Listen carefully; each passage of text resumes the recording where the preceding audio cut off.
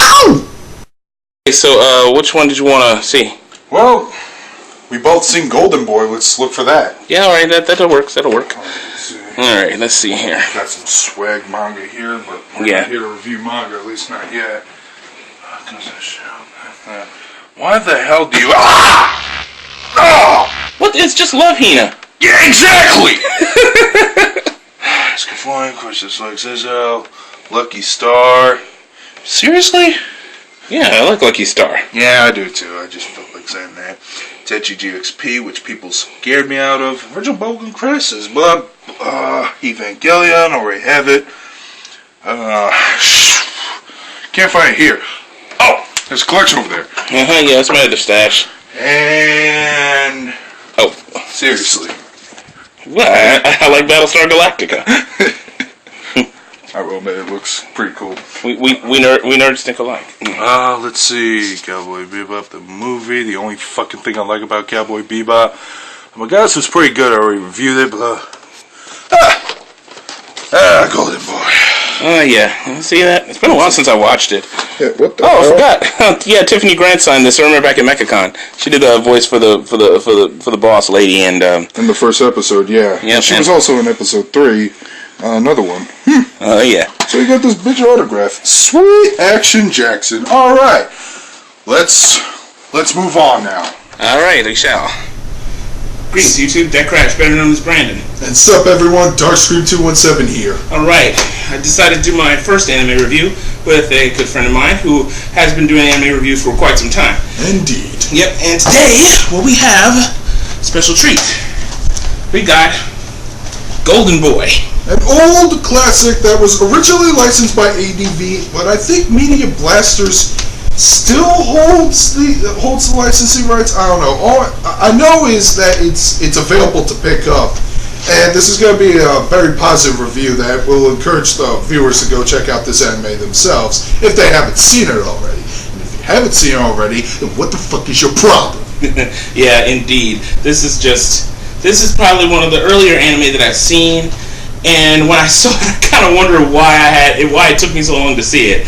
It's an experience, let's just say it like that. I mean, very educational experience, I might say. Yes. And that's actually a good term to put it, because, well, education is a bit of the theme once we start talking about the story and the main protagonist, the Golden Boy himself, Kentaro Oe. Yeah, education of the slightly less than ordinary kind. Yes, my experience with Golden Boy, I've actually seen it like 2-3 years ago. Jeff, also known as Inotech, introduced this anime to me when me and I were starting to become friends. And this anime, holy crap, I had probably had the same reactions you had when I checked this out. It is something to remember. Yeah, basically it's about a boy named Kentaro Oe, 25, didn't it say? 25 years old. Yeah. He graduated, well, he was about to graduate from Tokyo U, which is the Yale of Japan, for those of you who've actually seen Love Hina. And let me tell you something. This guy is already a great character just because he can actually get into Tokyo U, unlike that little bitch, Kentaro, Kentaro, better than Keitaro. Take note of that, viewers. Yes, and Kentaro, now you got me doing it, takes notes all the time. Yes. Some which are more useful than others, but that's another story for another time. But pretty much, this is the reason why the story is an experience is simply because of the character Kentaro. Because he starts off, when you start watching this, you think that he is a total loser. Yeah, here's the thing. It starts off like that in the first episode, but then it turns out that Kentaro is like one of the best male badasses I've ever seen. Though he does have a big weakness, and we'll cover on that one hopefully eventually. Yeah, a particular weakness in particular. Well, that was redundant. Well, he's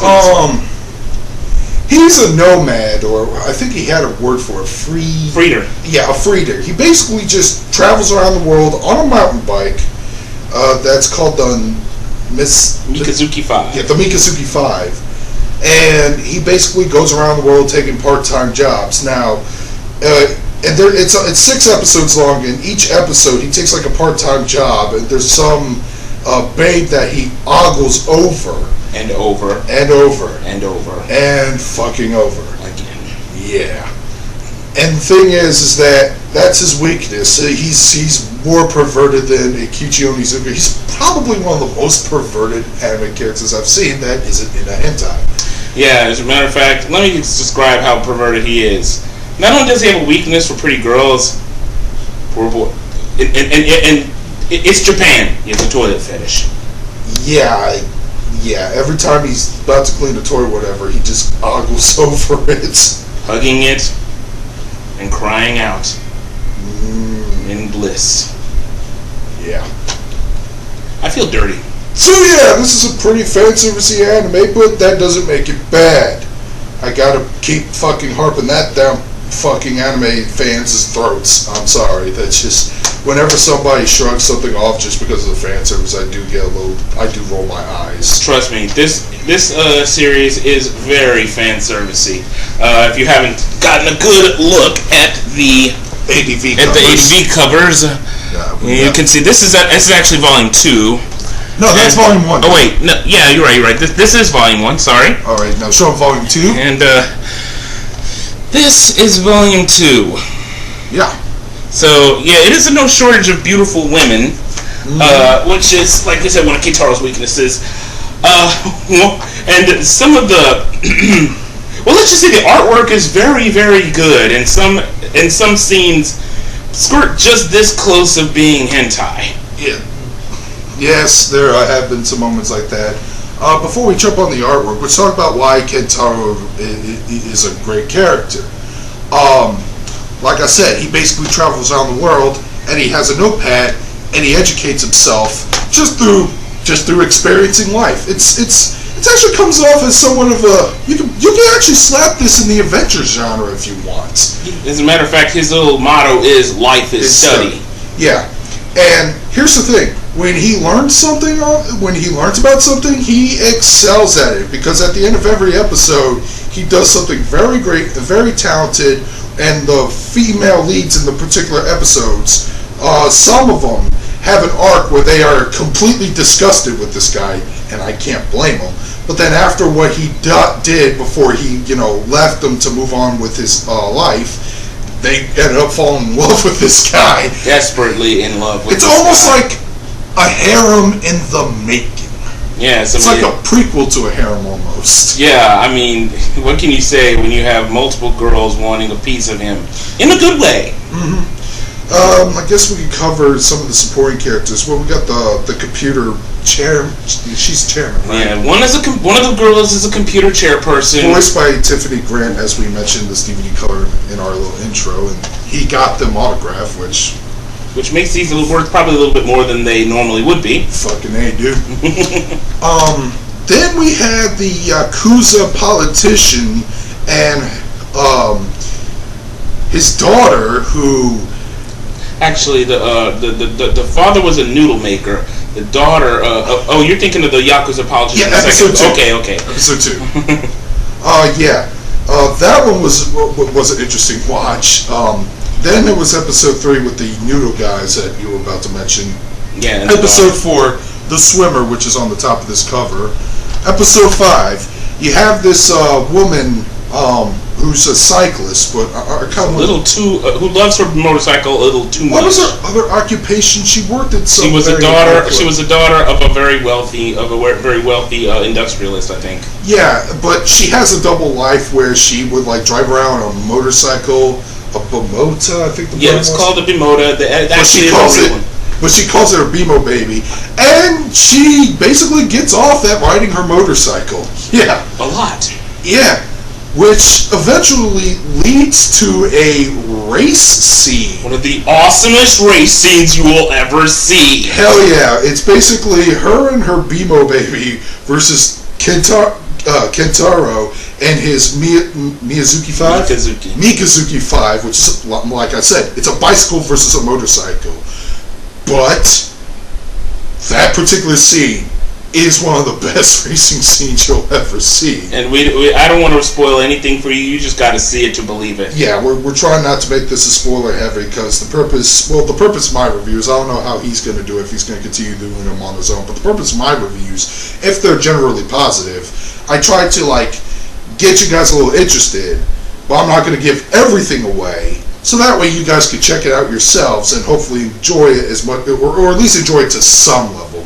And this series is far from boring. Every single character is interested. Every single character comes to life. Even episodes where you have a larger cast of characters, enough time is spent on each and every one of them, they actually come to life. It's amazing work of characterization, and I love characterization in a story. Kintaro's fascinating. He first comes off as a perverted dork, and then he ends up doing something that is absolutely ingenious, profound, or wonderful, which just makes you love the guy more and more and more, despite his interesting shortcomings. Yeah, it's almost like Ikichi Onizuka, except he goes up to 11. Yeah, and with Kintaro, he's not left floundering. Or there are times where you think he's floundering, but then he comes right back and does something astounding. So it leaves you wondering whether he is a dork who has a huge string of dumb luck, or a total genius. Yeah. Okay. Let's cover the artwork and animation, since I think unless if there's some more you want to talk about story of characters, or even some favorite scenes or stuff. Well, some of the favorite scenes I wouldn't want to talk about in too much detail because, well, there might be kids watching. That too. But well. If there are kids watching, then we really can't recommend this anime because this is very adult. Yeah, it's like I said, it goes just that close to being hentai in many scenes. Indeed. But yeah, this is not something you'd want to have your kids watch. That's what we're trying to say. But as for artwork, it's absolutely gorgeous. It's very detailed. It runs the gamut from really detailed when it comes to parts, especially about the women, to just almost clownishly cartoony in some respects, especially with Kintaro's facial expressions. Yeah. Go ahead. Kintaro, one of the funniest things about the animation is just Kintaro himself. Man, he really does carry the show through it in every aspect. And wait till we cover the voice acting.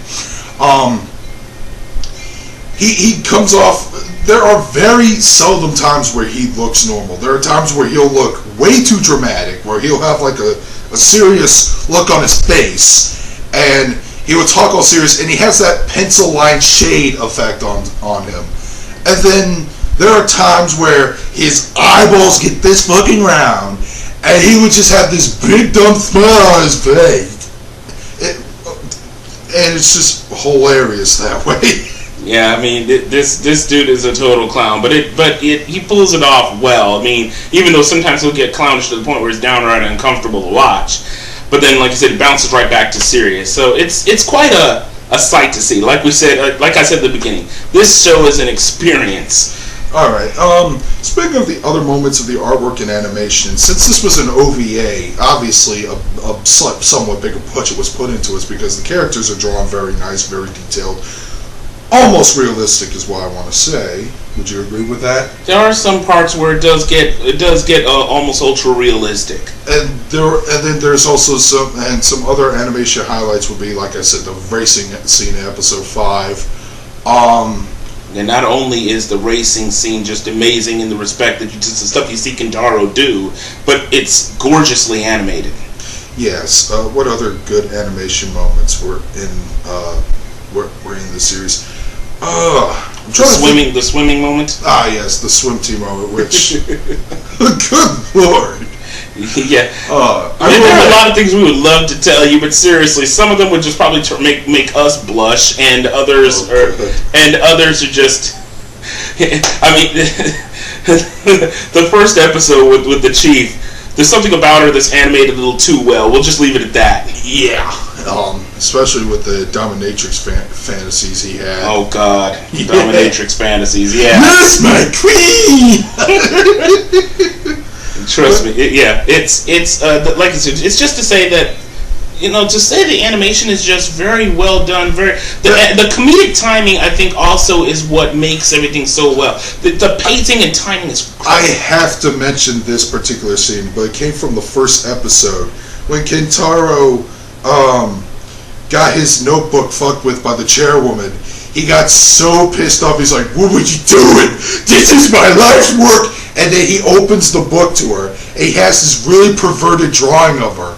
And then they pause for about I want to say about 5 to 10 seconds, and then Kentaro still has like this serious scorn look on his face, but you can hear him go, "Oh shit!" And then he just gets his ass kicked afterwards. It was one of the funnier moments. This poor guy is not a stranger to finding himself with bumps and bruises on a corner. Yeah, especially when it came from Yakuzas with baseball bats and chains. Yeah, we'll leave that one. We'll leave that one. Trust me, there's a lot we're not telling you about the series, and I hate saying that myself. Simply, yeah, it's just a great series, and it's really, really, really worth the watch. And now, with like we said, the comedic timing is great, and also the voice acting. The voice acting obviously is definitely an early dub, so there are some flaws, but yeah, there are some characters with voices don't quite fit, while others they just nail it perfectly, and there others are just kind of silly. Yeah, where there were some mispronunciations. Like you said, one of the characters' name. What was her name? Norika.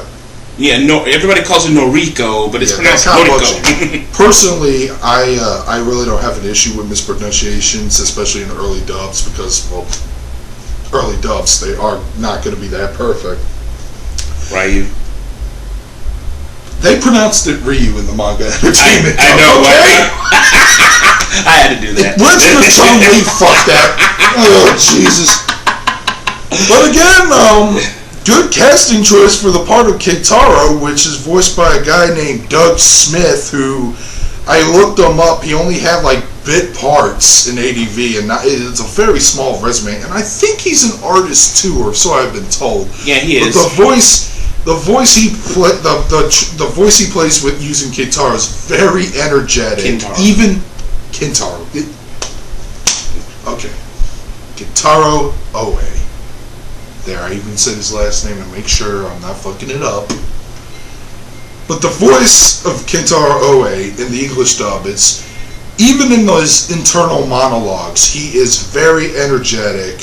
He has this really goofy sounding voice, but at the same time, whenever he shifts to being serious, it actually sounds really good. But every time his comedic moments, it comes off as like I want to say lisp, kind of lispy. Yeah, almost. Like dumb lisp. Like,